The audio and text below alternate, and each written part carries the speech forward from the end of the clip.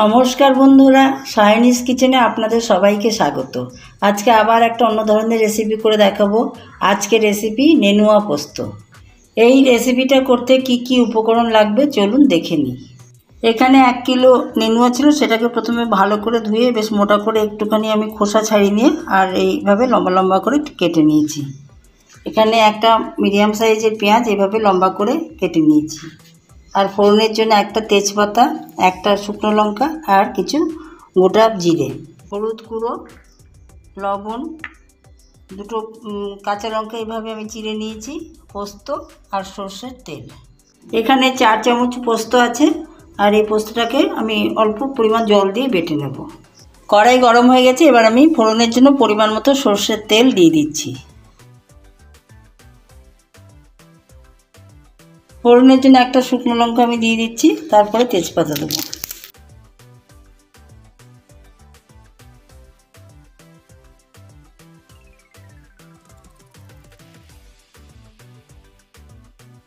এবার দিয়ে দিচ্ছি গোটা জিরে।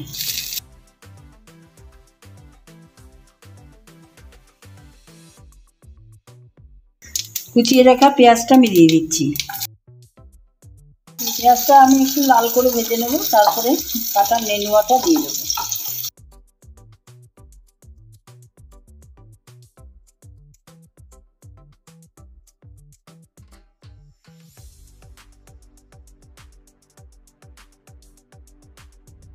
পেঁয়াজ লাল করে ভাজা হয়ে গেছে, এবার আমি কেটে রাখা নেনুয়াটা দিয়ে দিচ্ছি।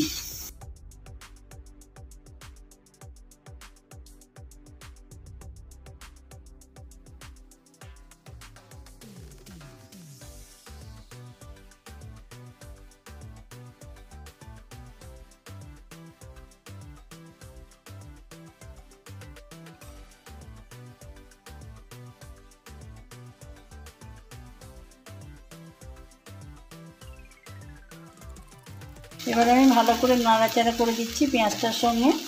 আর ছোটো চামচের হাফ চামচ হলুদ গুঁড়ো দিয়ে দেবো, আর লবণটা পরে দেবো, কারণ লবণ দিলে আর নেনুয়া থেকে জল বেরোবে আর ভাজা হবে না ভালো করে। এবার আমি হাফ চামচ হলুদ গুঁড়ো দিয়ে দিচ্ছি।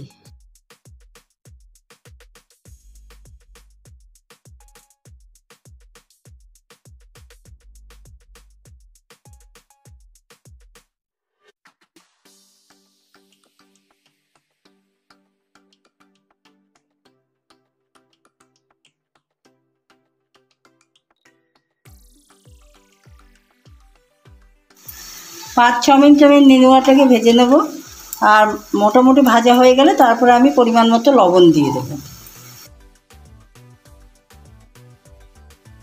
আর গ্যাসের ফ্লেমটা আমি হাইই রাখছি।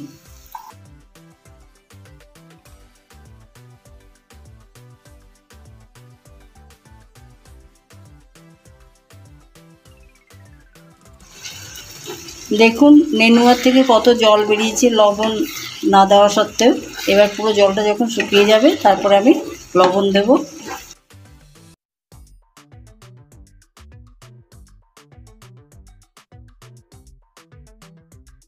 নেনুয়া থেকে বেরোনো জলটা অনেকটা শুকিয়ে গেছে, এবার আমি বেটে রাখা পোস্ত দিয়ে দিচ্ছি।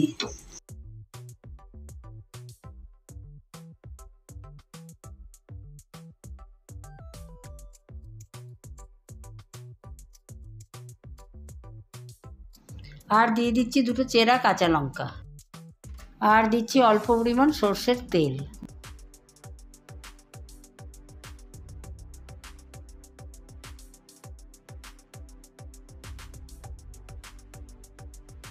এবার আমি পরিমাণ মতো লবণ দিয়ে দিচ্ছি।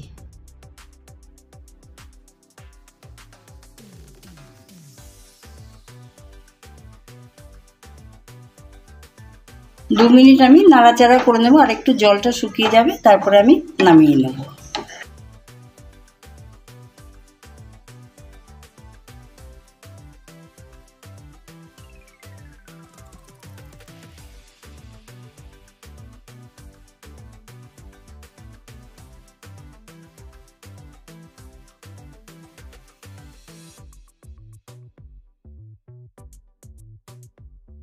দেখুন ঝোলটাও শুকিয়ে গেছে আর রেসিপিটাও আমার রেডি হয়ে গেছে। এবার আমি গ্যাসটা বন্ধ করে দিচ্ছি।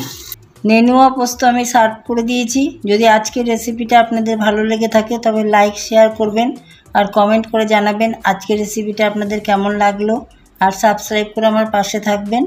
আজকের ভিডিওটা আমি এখানেই শেষ করলাম। অন্য দিন অন্য কিছু রেসিপি নিয়ে আসবো।